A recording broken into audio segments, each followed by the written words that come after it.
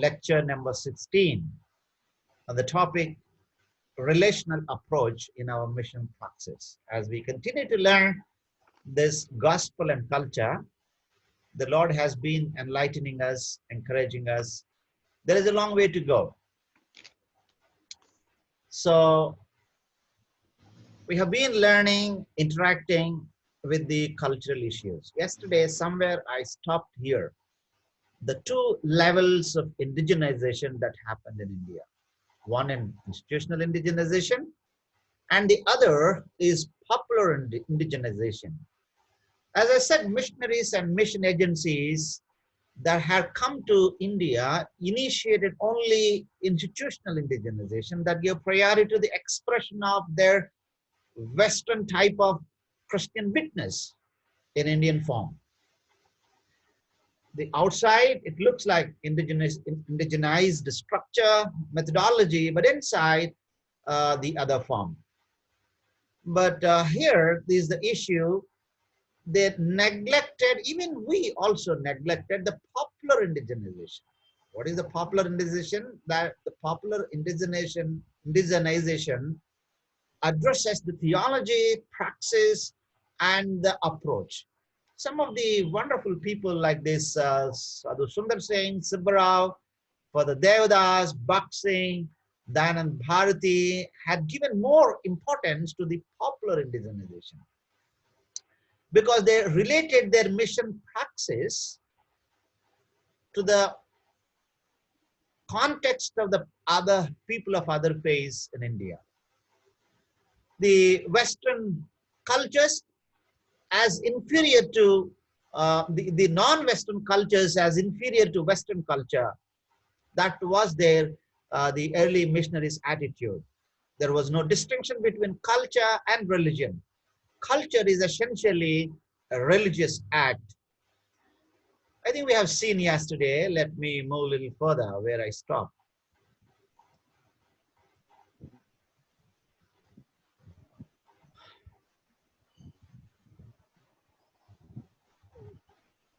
I think we have done this. Maybe. Yeah. And that's what I'm thinking. It is done, doctor. We have done this. Okay, I think I need to go 17. Lecture number 17, I think. Okay. We had to do 17 today. Okay. 16 yes. we have completed. Okay. Let me get my 17. Fine. I think we have done this, right? Yes, we have done yesterday. Okay. Today something went wrong. The system is so slow.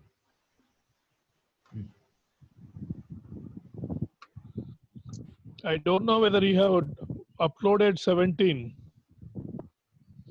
No, yeah, I was trying. It was not helping. Let me see how many opening at one time.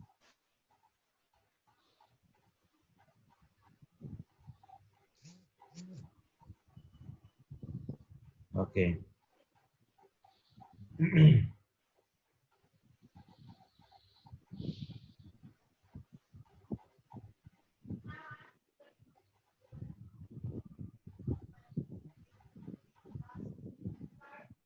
Lord Jesus, we are not sure why this is really irritating me today. Father, I pray that your grace be given to all of us. I resist this temptation of hanging. Lord, I pray that the system should not trouble me. We are already lagging behind 15 minutes. Pray that you have mercy on us. And we don't want to waste our precious time. I command the system to work well today. In Jesus' precious name I pray. Amen. Amen. You had come to Jesus style. Yes. Okay. It has come now. Okay, let me record it again. Today, Rajkumar also came. Rajkumar, welcome back again after some time. Welcome, friends.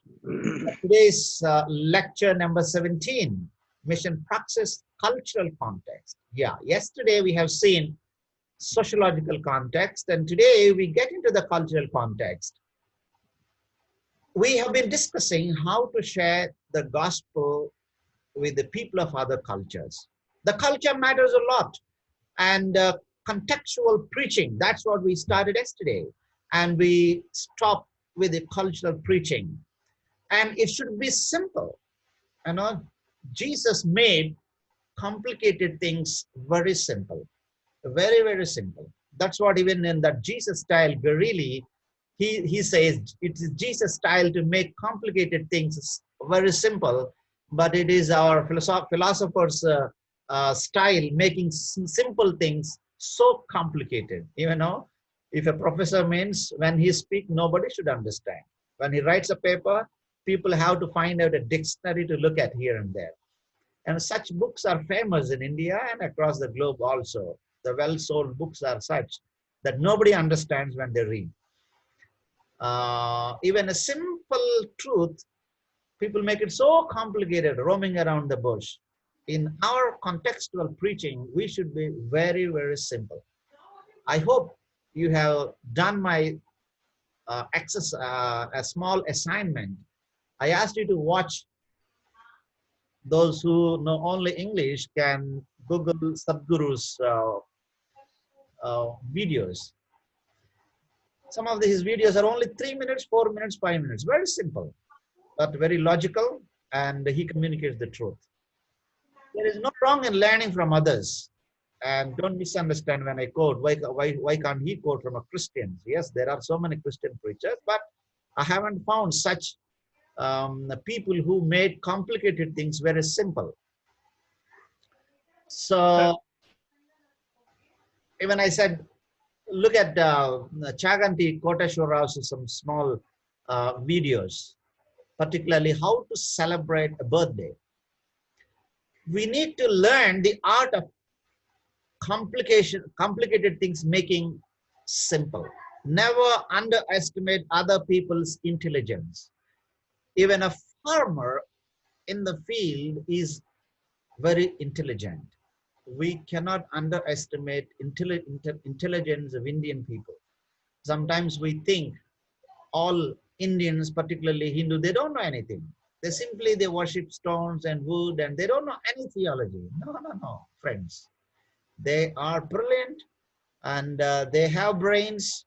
Particularly Hindu philosophy is such so complicated. We need hours together to sit and understand the concept of God, the concept of salvation, concept of karma, concept of reincarnation, and they're not easy theological systems. They do spend a lot of time in reading and understanding. So let's make complicated things simple. Never overestimate others' knowledge. Don't underestimate, at the same time, don't overestimate. Let's be in a realistic manner. And as I already said, indigenous politics. I'm not sure. I need to see the book. But Francis says there is a book. I'm not sure. There is no such book in India. Develop an indigenous homiletic style. There may be some statements here and there, but most of the styles have imported from the West, translated and extracted paragraphs here and there. But hardly we have any indigenous homiletic style. Few people like Subbarao, Kanigala Subbarao, he developed, but he's a practitioner, but never written anything. Some people have done, particularly the singers have developed indigenous singing, but homiletics is entirely different. The art of preaching, we need to develop, and we need to develop the postures, structures, the symbols that we use. It's not, I'm not talking about the construction of sentences and then evaluating the preaching. That's all a Western style. Because in any Vedanta Patashala, if we have a time, we need to go there. The Brahmin upcoming clergy, the Vedanta Patashala, the Sanskrit schools where they start getting trained, like our Bible schools.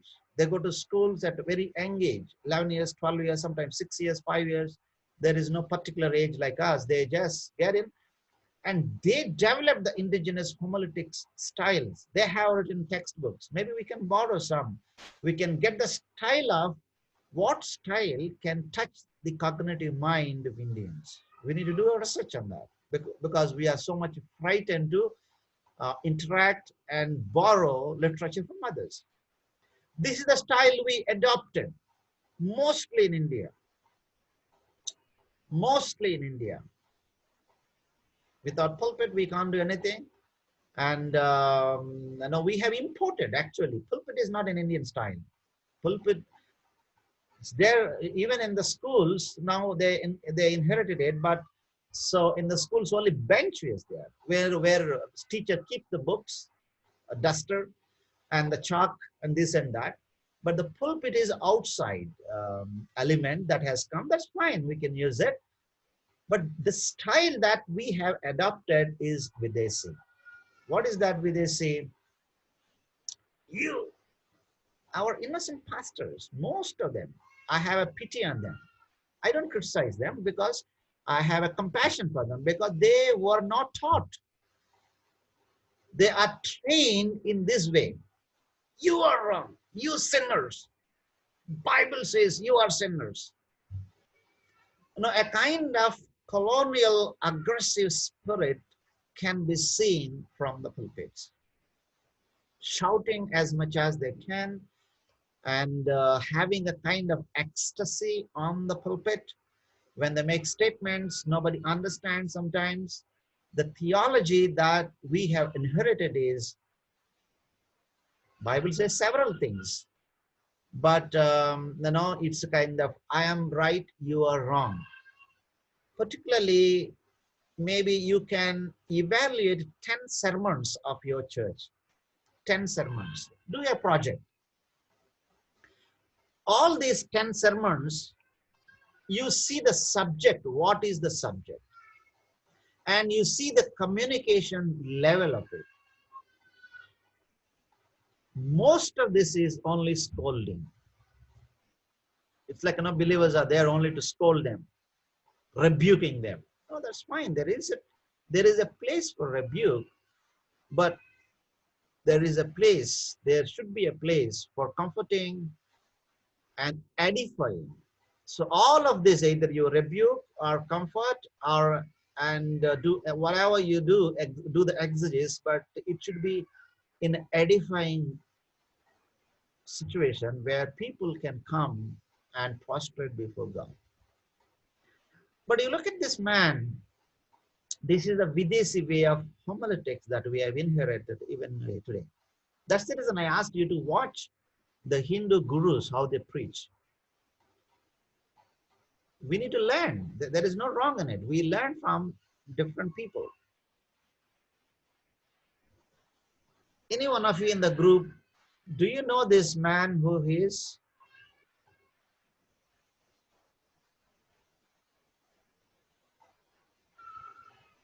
Have you ever seen anywhere? Just guess at least what movement he started, the Hindu movement. You can unlock and talk to me. Brother Joseph, have you seen this picture anywhere?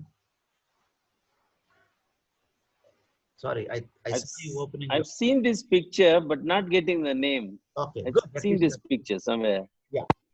Just guess some neo-age Hindu movements. He looks like very old.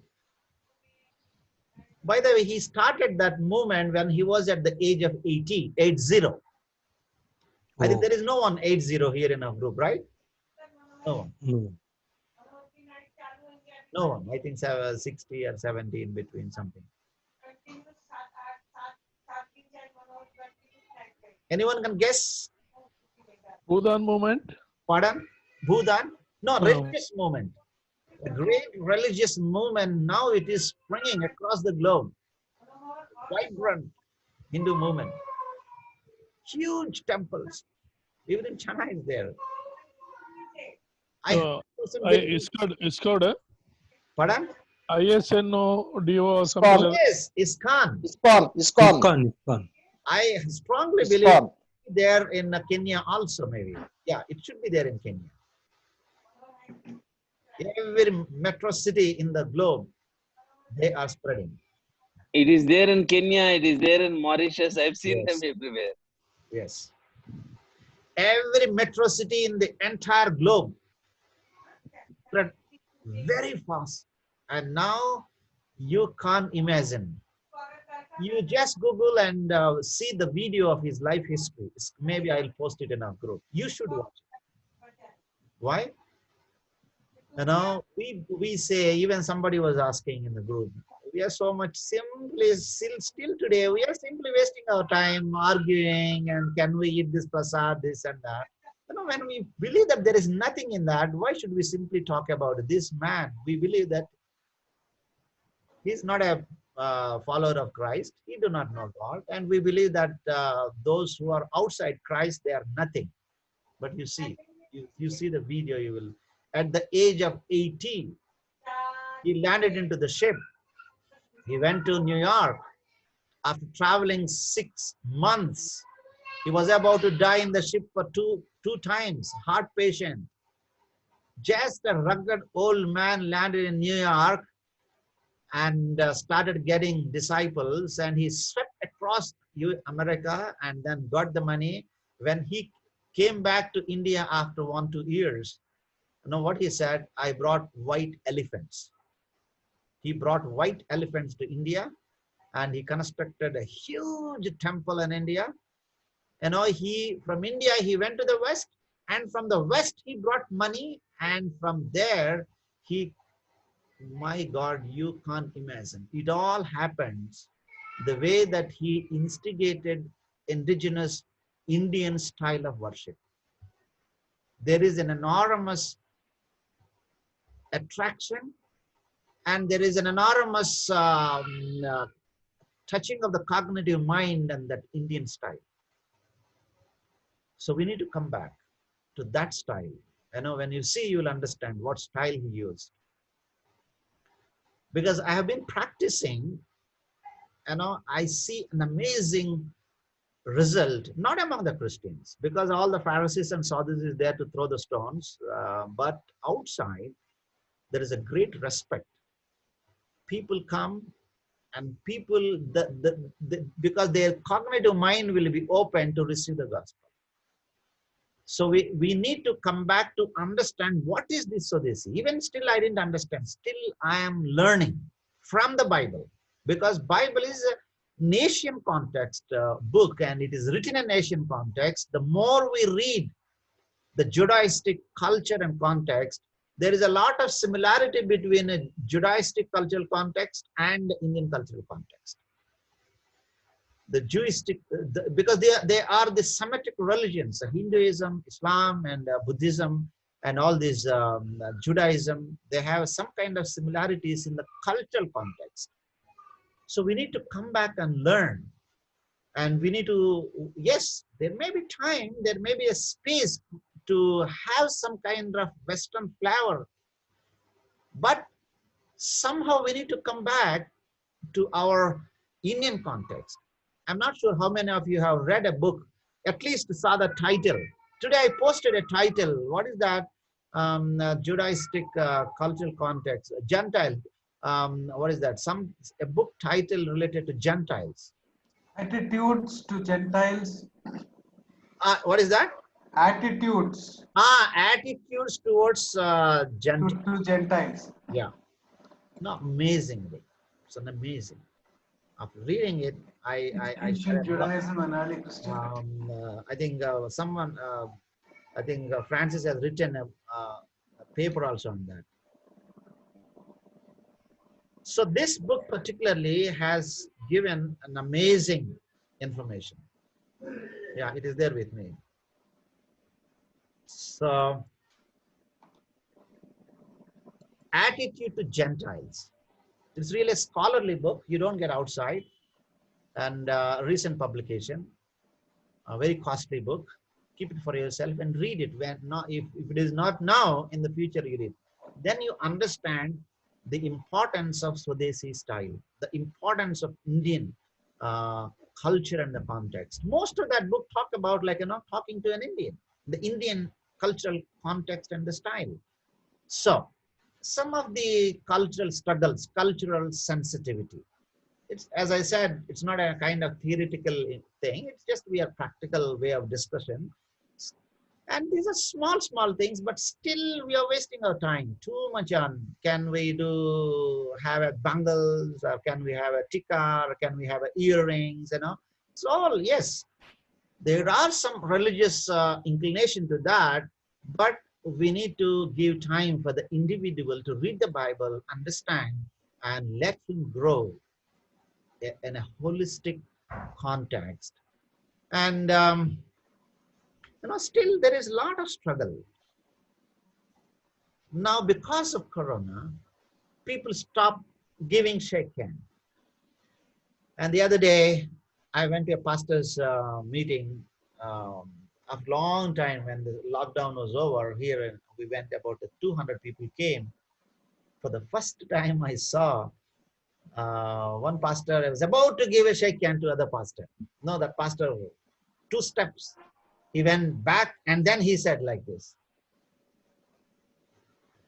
And some people are habituated to the old way of doing it, hugging and giving shake hands. Maybe it's okay, but still it's a dangerous situation out there. But here the context is, can we do namaskar to the other neighbor, saying that, sir, namaskar? Can we greet him or not? That's the issue here. It became a theological issue, which is a cultural issue. So what happened? Most of the Indian cultural issues, Christians dragged them into theology. And they made simple things complicated. Most of them are cultural issues.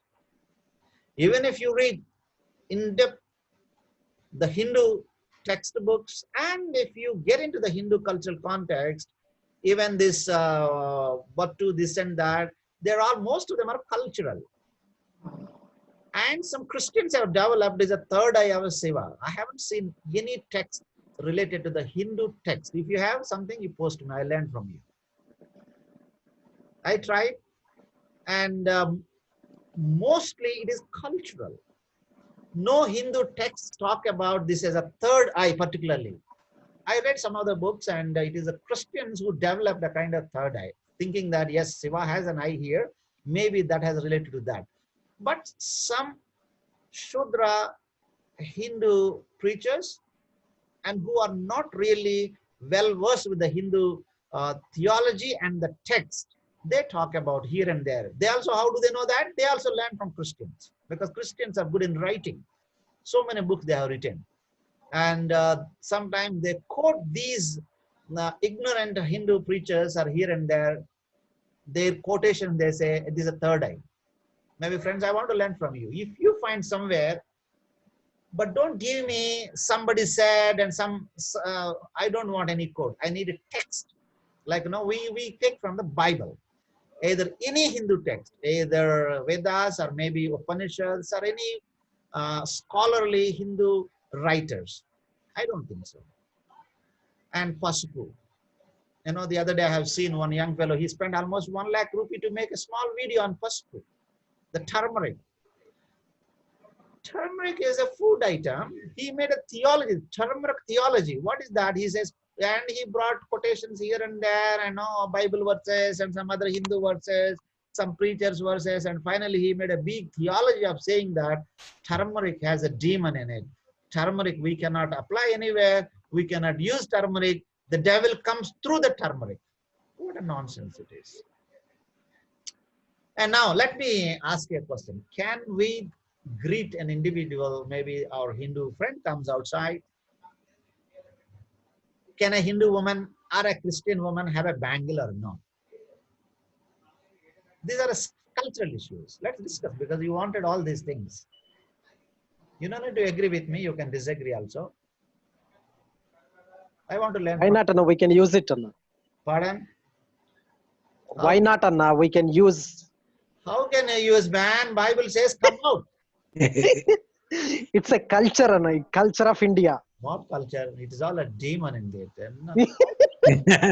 Bible clearly says, I give you 100 of verses. Bible says you come out of them and then be separate.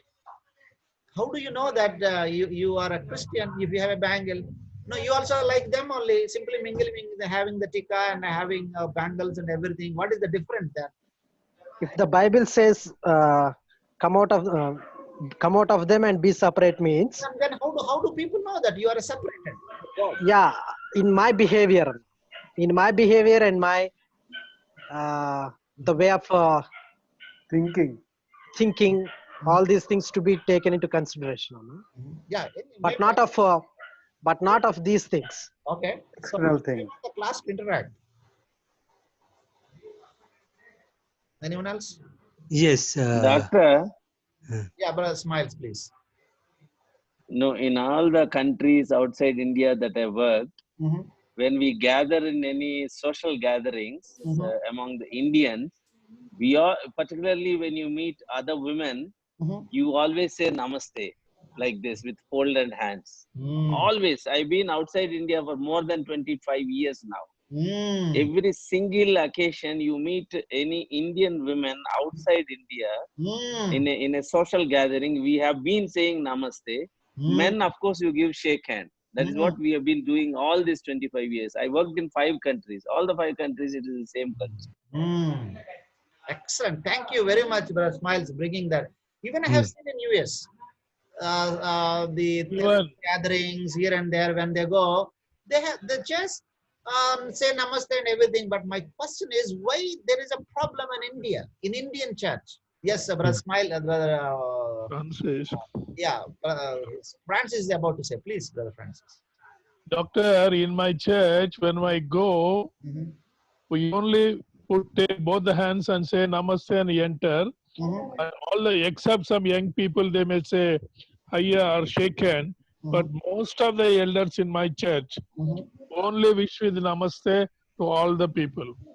Even when we are coming out of the church, pastor will be standing there, or the day's preacher will be standing there.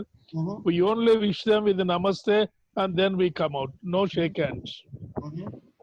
It's a purely a Wesleyan church, Methodist church, but still we do that. Brother, As long as it is not in the form of worship, there is no problem in putting namaste. 100% we can do namaste. That is our culture. Western culture is shaken, and we are putting 2 hands together. That is the difference. That's all. There also, as long as we don't convert into a worship form, namaste is definitely we can do it, I think. No, even in a worship form, what is wrong? What are you telling? No. If you are putting, see, when we put namaste, some people they think that we are. It is like a worship. Okay, worshipping someone. So that is the contest. I think some people oppose it, that we should not do namaste. Some people are against that, but I don't think. That is wrong. That is not. There is no question of worship is coming here. It's only. I am just sharing. I am sharing my thoughts that some people are against of namaste because of their thinking that it is a worship like that. That's my view. Dr. Alex was about to say something. yes. See, in rural India, like the village where I am, all the years that I have been there, and in most other rural places where I have worked, I mean, almost all over India, we go to church. We always, when a woman, when you greet a lady believer, you say namaste, and the man, you either say namaste or you shake hands, depending on the situation. If they first say namaste, you also say namaste, or otherwise, if they reach out, you also reach out. But I have another question here, very related question. In India, we have this Guru Bhakti. Can a Christian believer touch the feet of his either secular or religious guru? Yeah, we will discuss that also. Yeah, good question. Yes.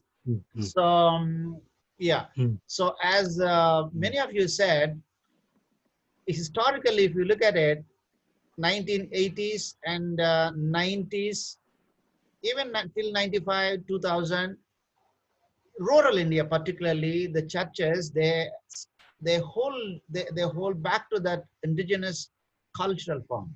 This all perversion started from 2000 90 onwards, particularly. Now you go to rural India.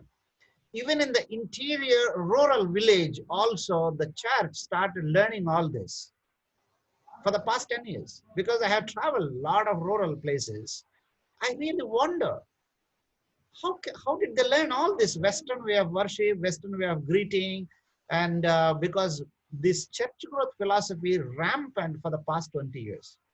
Now, everything came from there because of the media also, they learned the way of greetings, all this. Anyway, coming back to Dr.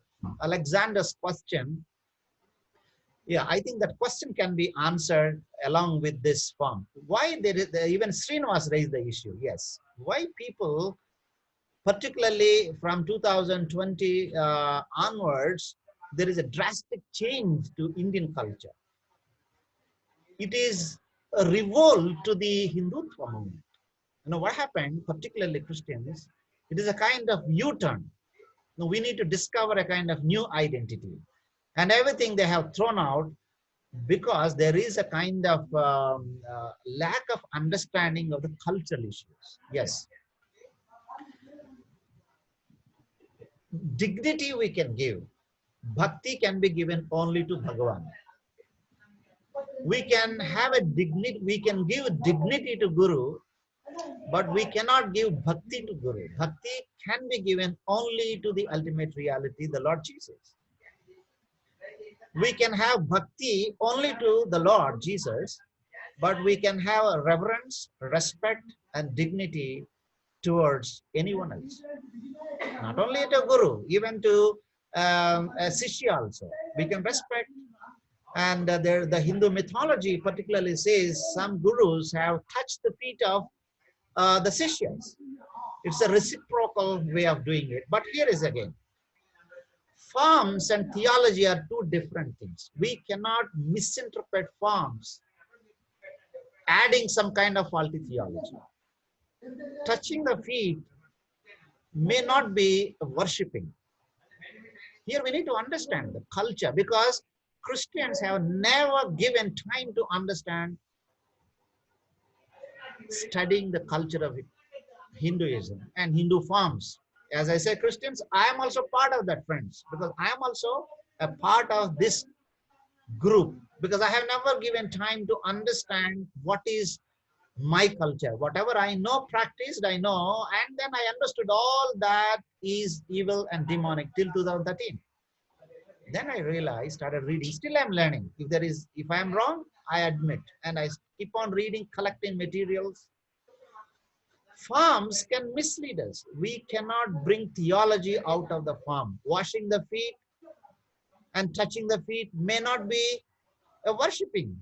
In that context, can we develop a theology of saying Jesus washed the feet of disciples? Do you think that Jesus worshipped disciples? Friends? Did Jesus touch the feet of disciples or not? Yeah. Yes, yes.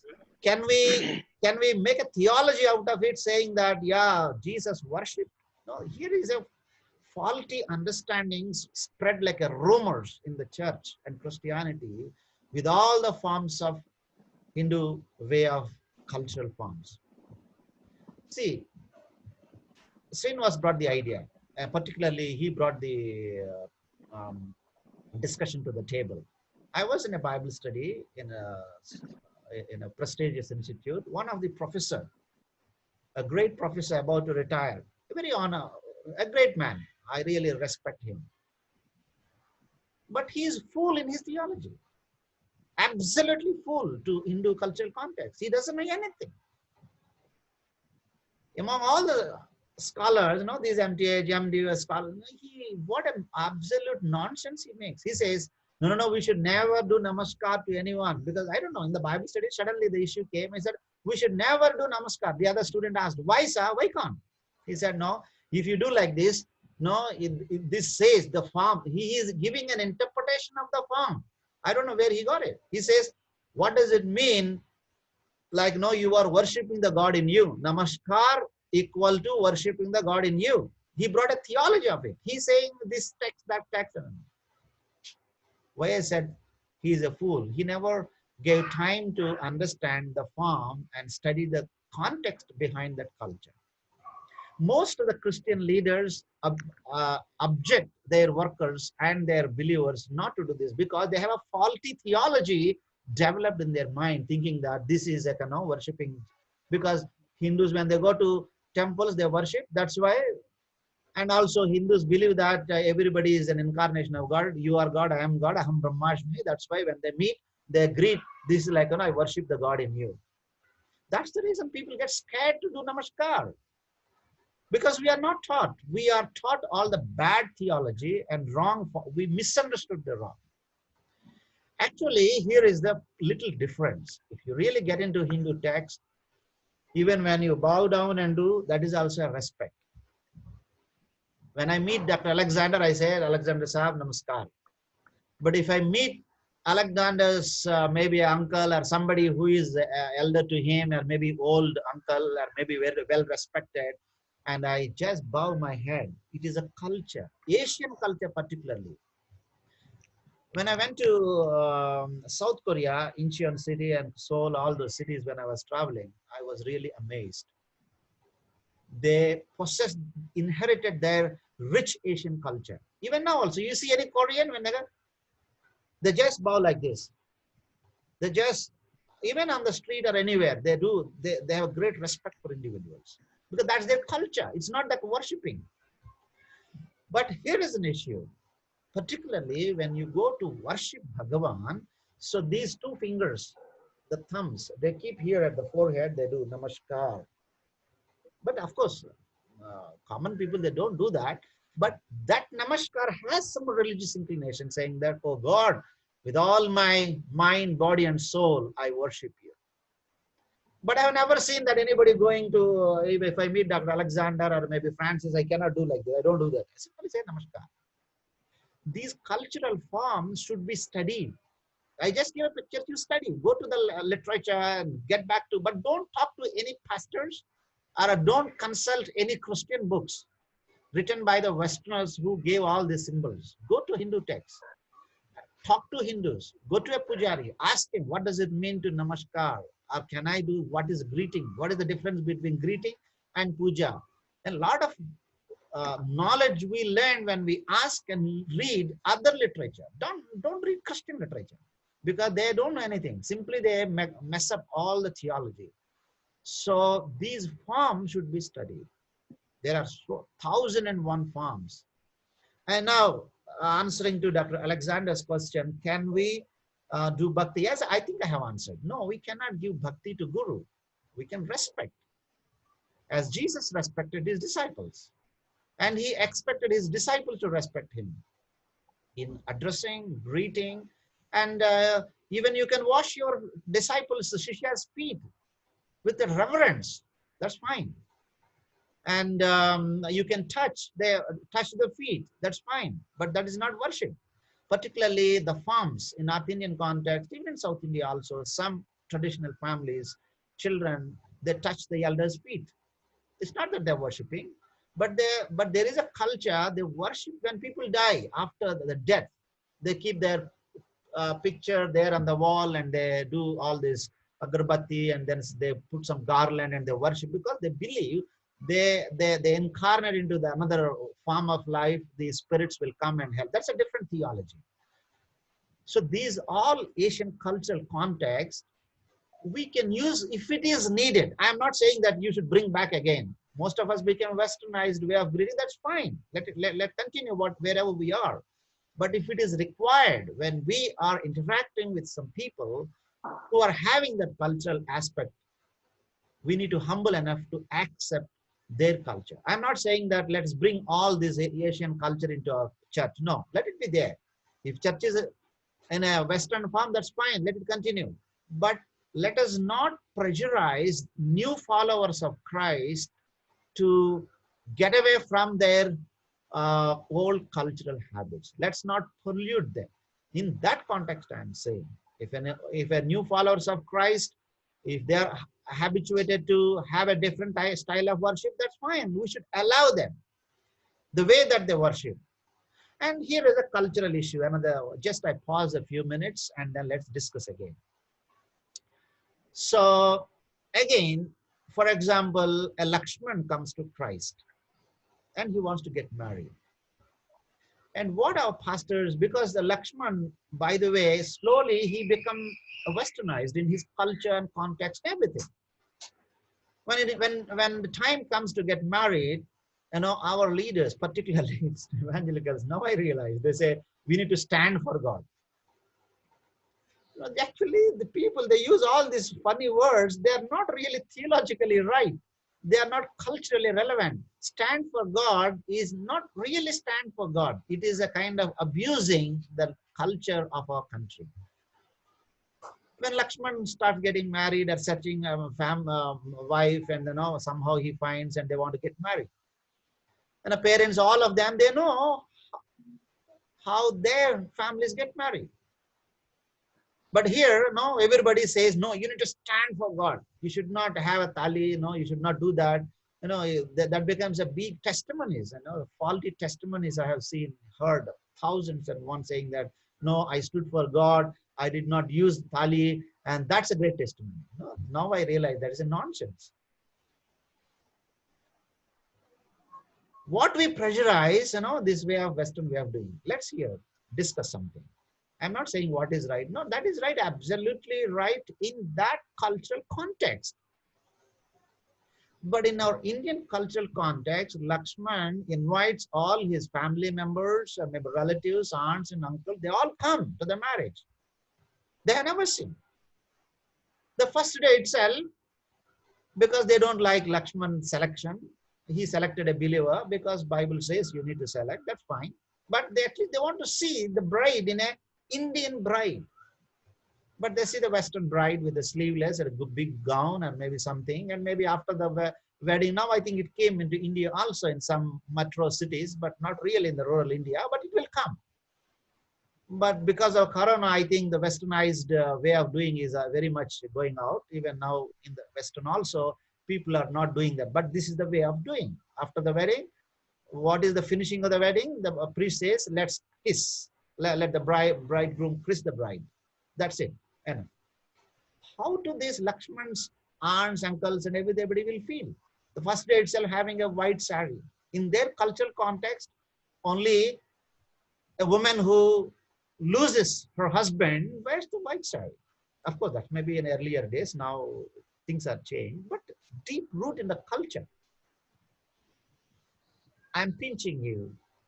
Let's discuss something. What do you think? Doctor, yes. What is the meaning of touching feet? Respect. The feet, who to whom? Again, here is also who touches whom. That's also important. Who is touching whom? To an elderly person. Touching elderly person's feet. No, who is touching elderly feet? Anybody. No, you said young person touching the elder person's feet? Yeah. Okay. What does it mean, a believer or an inferior pastor touching the feet of the bishop? Is it allowed? No. No, here is an issue. See. No, in Catholic it is allowed. No, don't say Catholics. There is a lot of evangelicals. In evangelicals, CSI and CNI and some evangelicals, and then even some Pentecostals I have seen. Even layman's evangelical, what is it, LEF? I have seen. Layman's Evangelical Fellowship. No, here is an issue. Touching feet is culturally two ways. One is with a kind of reverence and respect. Absolutely good, fine. So when you have a respect for an elderly person, that's fine. But I don't think so anybody worship touching the feet for worship. There are several issues here. Some people touch to get the favor. Some people touch when they are broken their hearts. You go for a help. You are completely broken. You don't know what to do. You need his favor. The other day I have seen the news. The revenue department, MRO, came and occupying the land. This landowner, the Dalit person, I don't know whether it's Dalit or backward, but he was totally broken and fell on the feet of the Amarvo. He's not worshipping, he's pleading. See, actually symbols communicate volumes of the message. And we need to understand what is the message that individual is communicating. What is his psychological need? A pastor comes, he needs a favor from the bishop. He falls at his feet because he wants a favor. And some individual and a young boy comes to home, he had a great respect. He touches, particularly in North India, the culture, and actually it is an unconscious way of doing mostly. Like, when I meet Brother Vilas, unconsciously I give my hand because it's a kind of greeting. So we need to understand the cultural context. The touching the feet can be a greeting, can be a kind of pleading the individual, can be a time that you are broken and you need his help. Only in a Hindu context, when the hierarchy in the gurus, bigger hierarchy, they go and touch, prostrate, sastanga pranam, and then they touch. I asked this question because, see, as I've been a teacher for medical postgraduates, surgical postgraduates. So one thing I was noticing is every time, the students, when they finish their PG course and they're about to leave, they make it a thing. They come to the house, bring a packet of sweets and tamal and all that. And they will come and they want to touch the feet with the forehead, not with the hand, with the forehead. I mean, of course, only with Hindu students.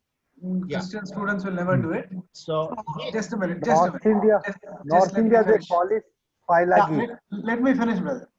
So in the beginning, I used to take my feet away. I used to, shrink away. I said, "Hey, don't do all that, man. Come on, we're all the same." But then later, I was told by my guru, one of my gurus, he said, "Never do that because they will in Indian culture, it is taken as rejection. If the student touches the guru's feet and the guru moves away, that means the guru is rejecting the student. Don't ever do that. Always just you tolerate it, no problem, nothing will happen to you." Then I started, I said, okay, fine. And just putting this in perspective. Yes. Is it over? Yes. Yeah. So 100% I agree with your guru who said, because when even I also hesitant initially, later I learned when we take away our legs, it is that you are rejecting that individual. You don't want to bless him. Now, why after the service, why believers come to pastor? Because they want some blessing from God through the pastor.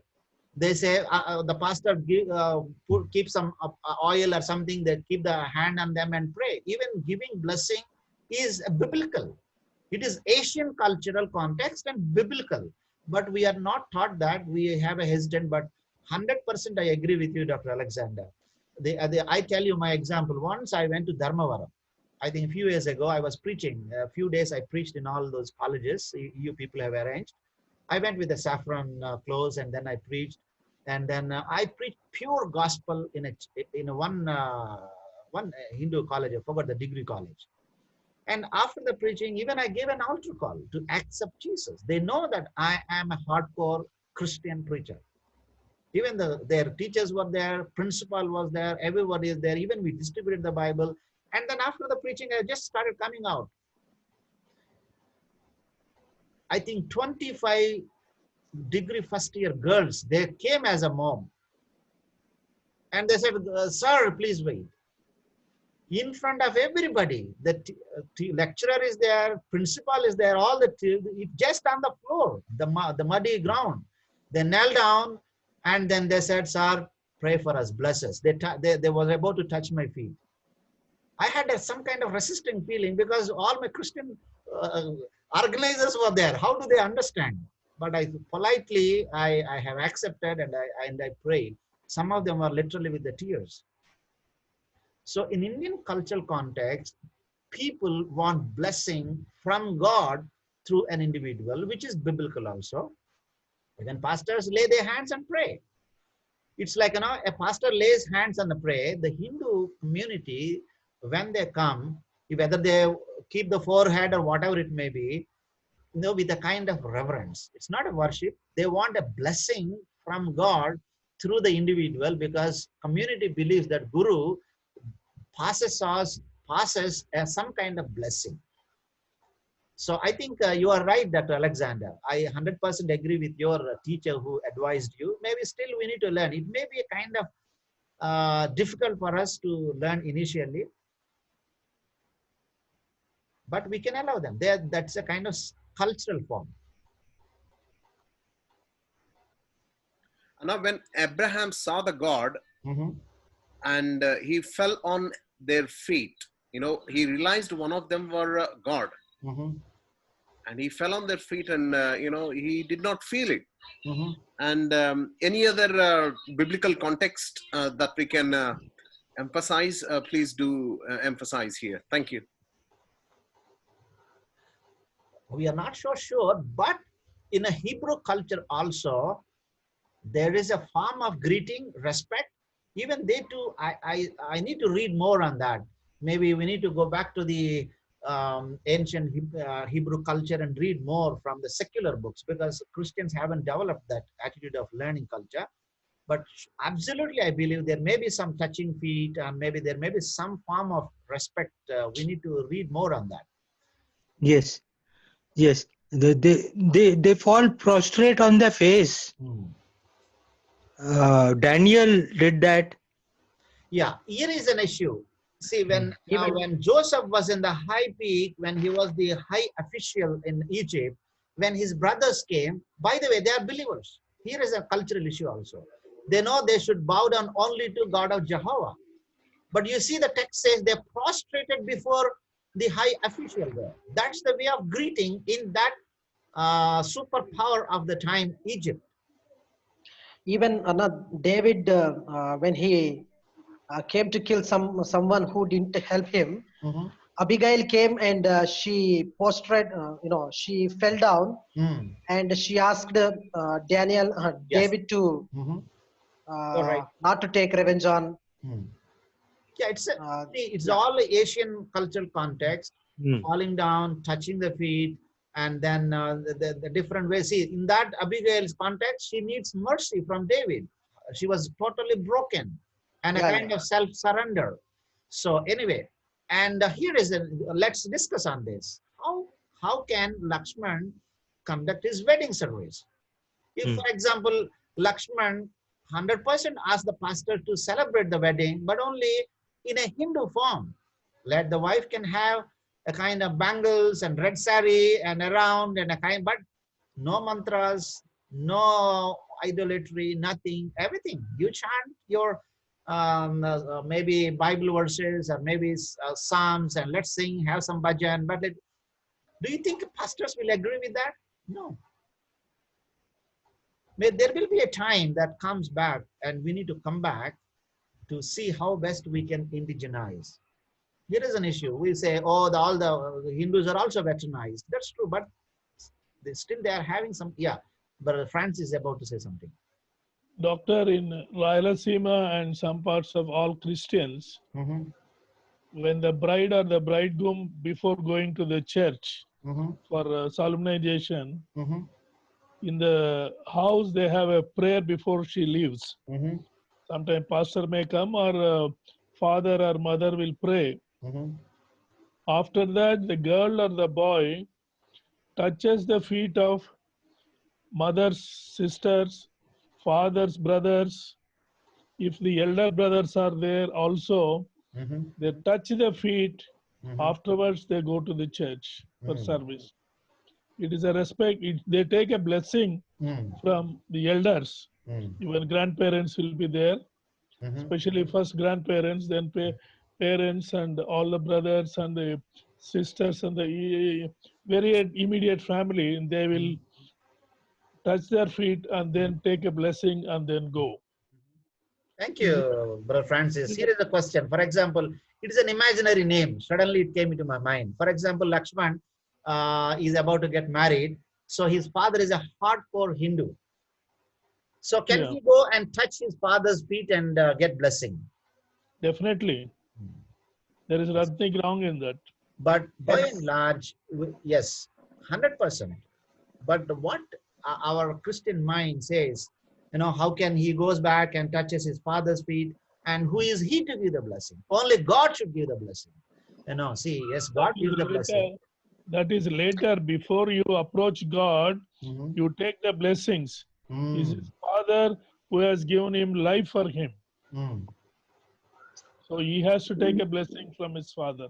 No, here is an again because these are the real issues. People made a theology out of it. I had this kind of discussion in one seminar. They said, how can a heathen, because his father is not a believer, how can he blessing comes through him? These are the questions. But no, God is sovereign. He is gracious. That natural blessing is given to everybody, whether he's a believer or unbeliever. He is a child of God. If he doesn't know Christ and he is not redeemed by the blood of Jesus, he may not come to the heaven. But that given the God given ability is there in him. He is a father. He can pass on the blessing. Thank you. I think you are in a matured position to understand. If it is a different group I teach, they blame me as a cult. Say that, oh, we don't want to join from tomorrow. So particularly wedding, the Hindu wedding or Hindu any cultural forms is an activity. So many activities. Celebration. Wedding is, I remember in my childhood days, going to wedding is like, festivity for 1 month, 2 weeks. And before wedding, 3-4 days of a celebration, applying turmeric powder here. Even that fellow brought a turmeric the theology. I was really laughing at watching. So particularly in South Indian context, even North India also, before the wedding, the applying the turmeric and giving a bath, and this is a kind of great festivity. People come and do it.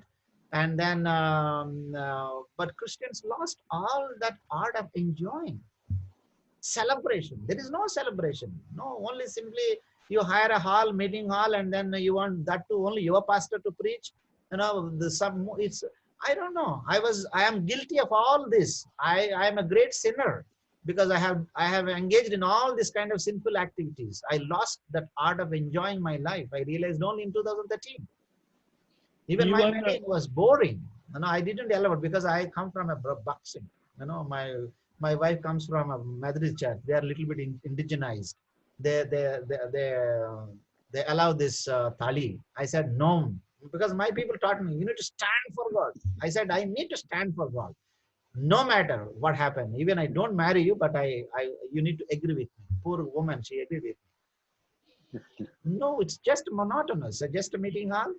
Doctor, pardon? Even Hindu marriages, when we go and they're there, after all the rituals are there, they will come around to visit the people. They will, even from Christian, they will ask them to bless. That sort of thing is there. Because they give respect for the elders, whatever community they become. Because these elders of different communities are a close friends of the family. So definitely they do it. It's only a question of attitude, exactly. Lot of activities. Yes, brother, please. Now there is a new trend. Many of my friends, at least a dozen of them, at least 10, 12 of them, when their children got married, if a Hindu friend's daughter has married a Christian, or a Christian friend's son has married a Hindu girl, of course, most of these cases are people who are staying abroad. What they're doing is they're doing a pure traditional Hindu marriage and a pure traditional Christian marriage in the church. There are two marriages they are doing. Yeah, at least better. They are respecting their Hindu culture and Christian culture. Yeah, that's fine. No, if our audience are completely 90% Christian community, that's fine. We can have a Christian marriage. But if the audience are 80 to 90% Hindu friends, maybe we need to respect and have some kind of contextualized way of doing. without having any idolatry, without having any such kind of things, maybe purely biblical way of doing, but having those activities. You know, talambralu, it is one of the significant thing in wedding, but Christians, we lost it. And even the turmeric rice. I was going to ask that, brother. How about Akshintalu? That's my last question. That's what Akshintalu, turmeric rice.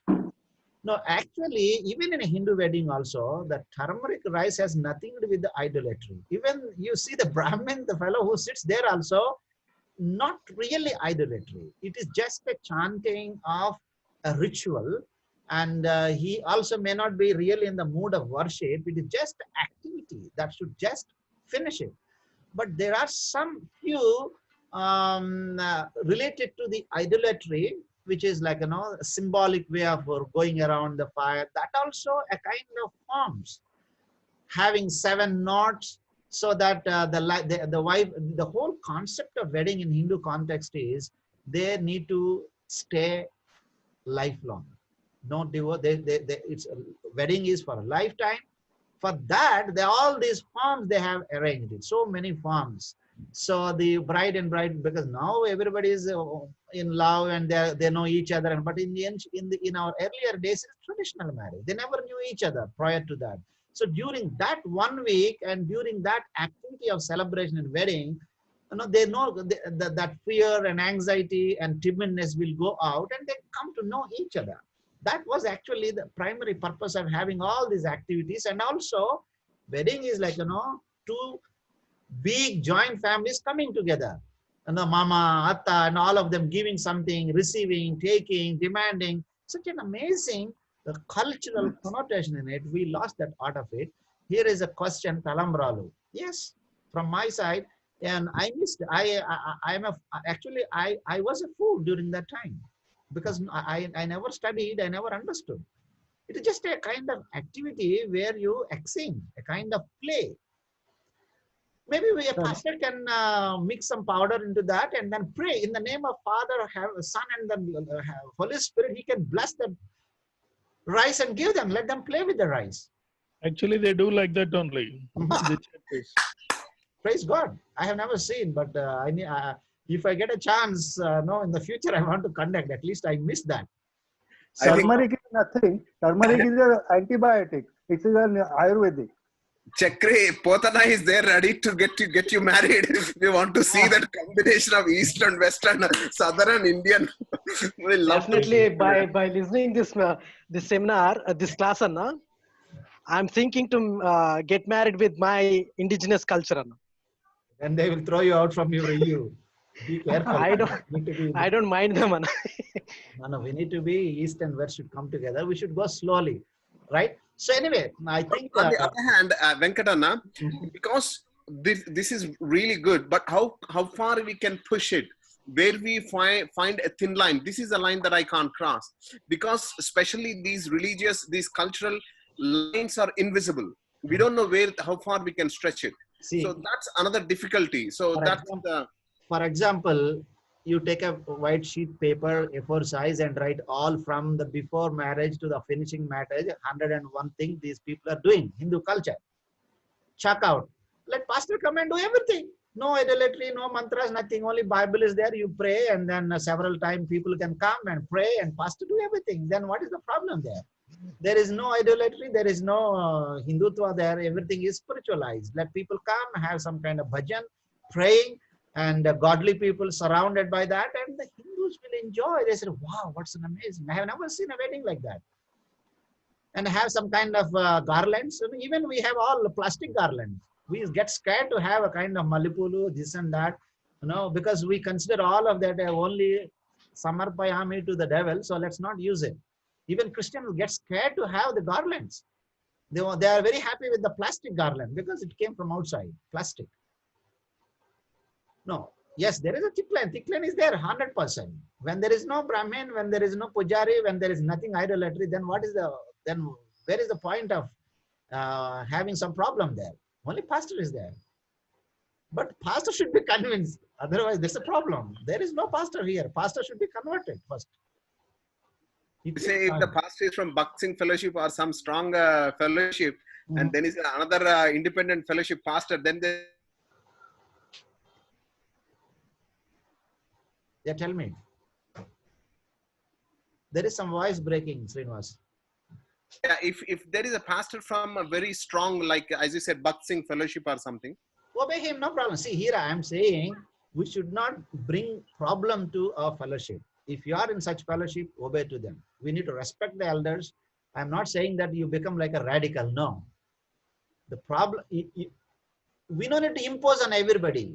If, for example, an exceptional case, somebody from outside come and there is a problem, for that case, now Joseph cannot go and do marry like that. I don't encourage Chakri to go and do that, because Chakri is a Christian family and his parents are okay. If parents doesn't agree and there is some problem, maybe we can see that. Maybe if Chakri tomorrow marries a Saraswati or somebody, a Lakshmi, who is a Hindu woman, came to Christ, and all family members want that, they can. But unnecessarily, we should not keep our finger and bring trouble to us. Chakri, you have to follow what Venkatana said in the last sentence. He said, if it is Saraswati or Lakshmi, doesn't matter, but she has to be a Christian. You forgot that second phrase of Venkatana's dialogue.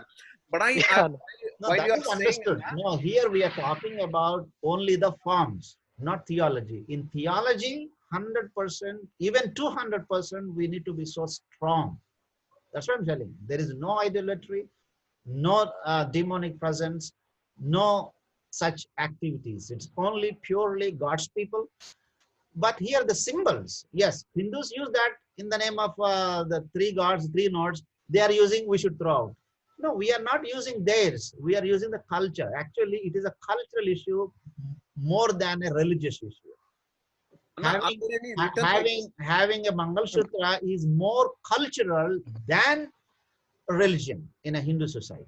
Yes. Yes, yes. Even in Indian Christian society also, it's like that only.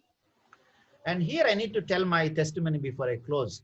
Actually, I am so strong, rigid, fundamental. Use any word that applies to me. I am such a great sinner.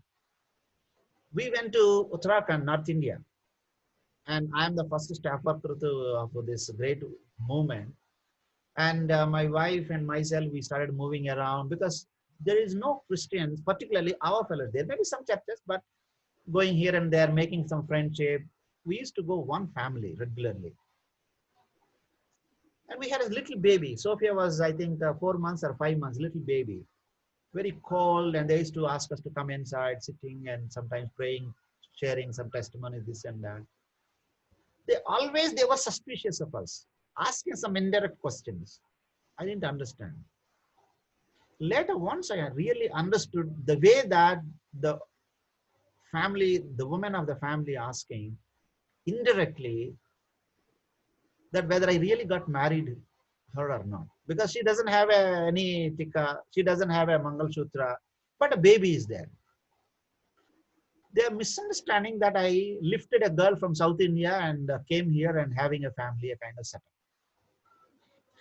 Here I was there as an aggressive evangelist. I want to convert them.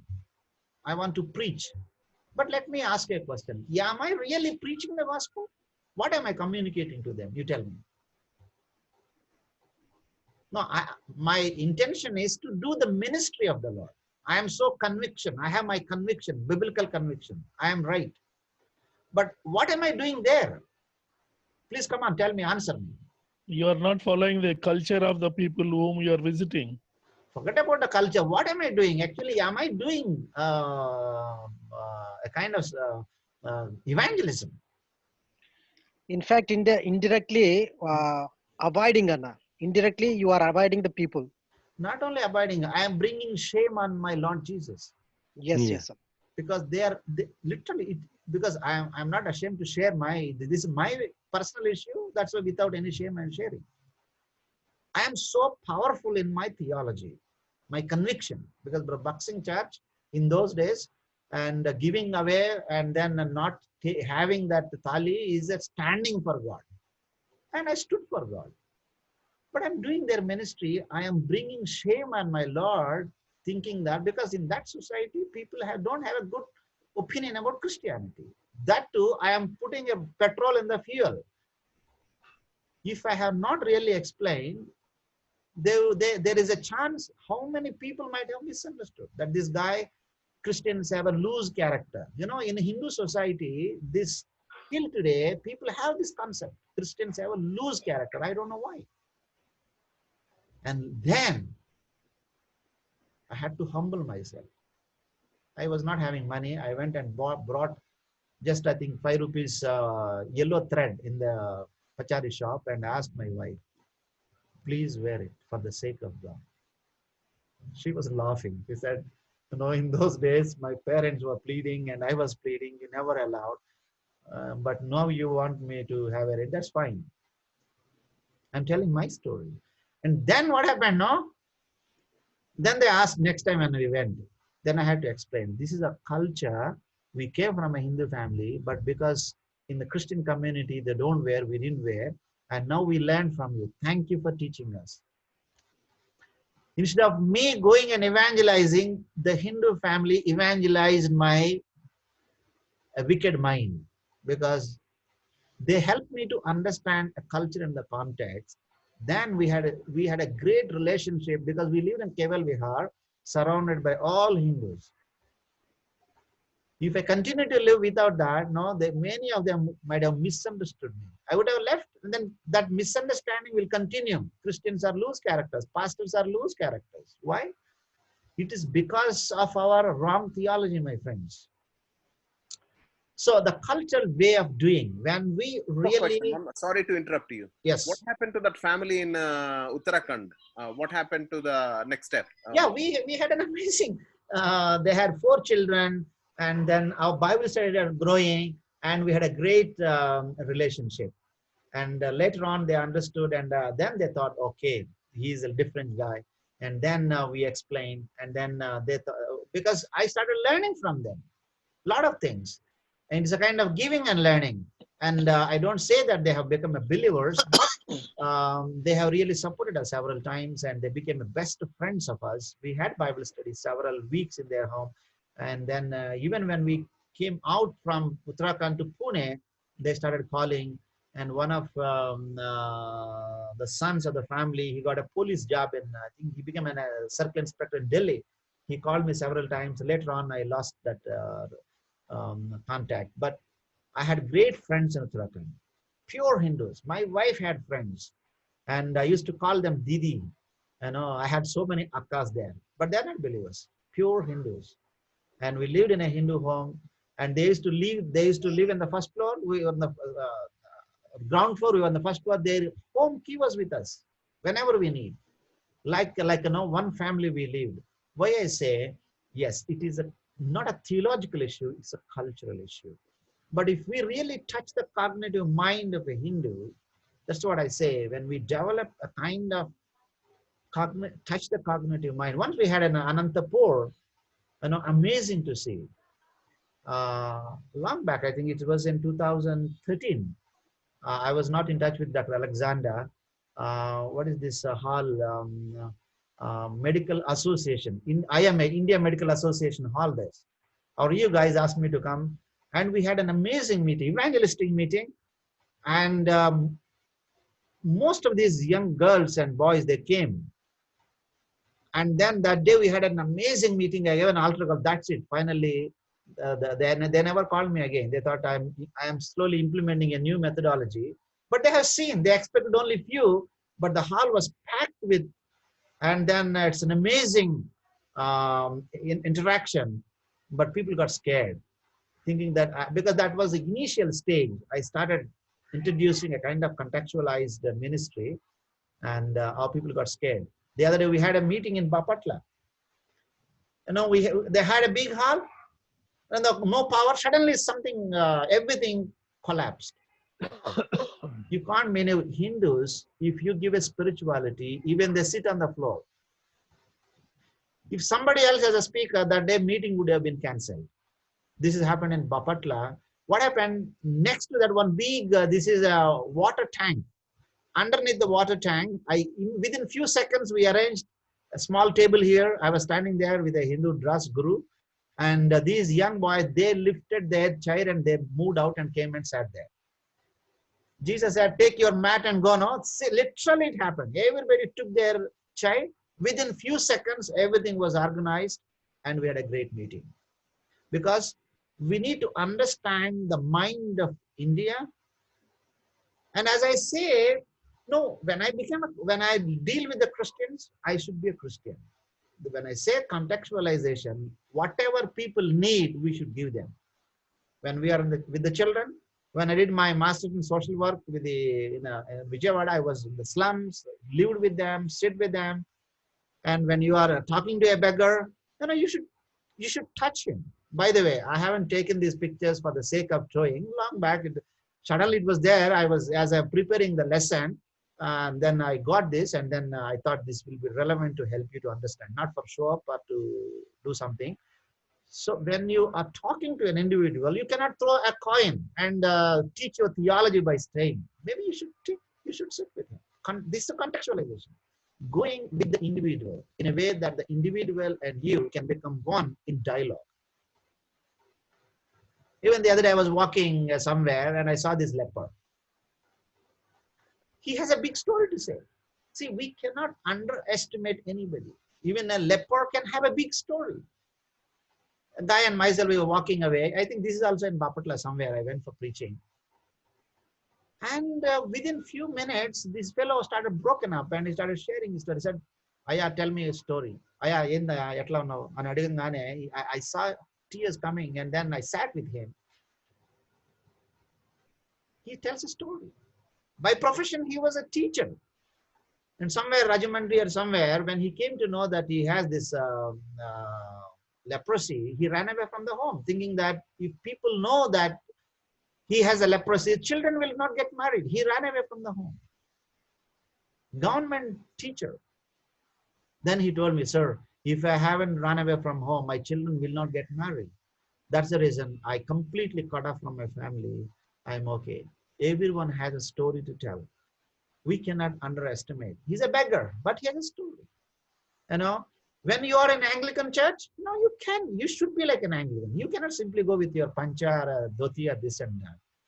And when you are in a construction area, you have to wear. You should follow the norm of that. The other day I was in some place, and you should respect their way pulpit. You should respect them. When I am a grown-up man now. I cannot associate with the young people. But if you have a mindset. The other day, I was in this meeting and these young guys, Koreans in that country, they made me preacher within few minutes. I never knew them. I was in some other meeting. Within few minutes, I became one with them. See the food they were sharing, they gave me. I sat in front of them and I ate. Then they made me preacher there. Now you can relate with anybody at any time. That's contextualization. I'm not saying that you be a Hindu. No, you be a Hindu to Hindu. The other day, I was in a Lambada Thanda. Now this old woman, Salama, her name. Nobody said. I sat on her card. He said, "Oh, you don't sit here." The other day I was nearby a temple. Here is an issue. I think we close with this. This is the last slide. Posture. What posture we should use for prayer or for anything? I was in, I think, there in Kuppam, Dravidian University. My time came afternoon. I follow my timings of prayer. Because there is nothing. I can kneel down and pray. I saw only a university and some kind of temple there. No, if I kneel down and start praying, people will misunderstand. It may be an abomination. I sat there and 1 hour I started just praying. The guy who was there nearby, a friend was there. He clicked it and then he kept it in the drive. So yesterday I was Googling and I found it. It doesn't matter what posture, what symbol, but it matters whether you are worshiping God. This posture attracted a lot of people. After that, they started interacting. There's one fellow, sir, your Bunyan says to know Christ and to make him known. Are you a Christian? He asked me a straight question. I said, no, I am not a Christian. I am an Yeshu Bhakta. Tomorrow I'll tell you why. Whether you are a Christian or a Yeshu Bhakta. When I ask Christian, they are asking your caste. They are not asking, well, what religion you belong. Most of the times in India, if they really ask you what religion, we can understand their tone. You can say, yes, I'm a Christian. So you may have some questions, but so here we stop today's lecture. We talked so much about symbols. There is a long way to discuss 1001 symbols. We can adopt some, we can reject some, open to questions. You can ask and can disagree, you can argue, you can fight with me, no problem. As you said, you had experience going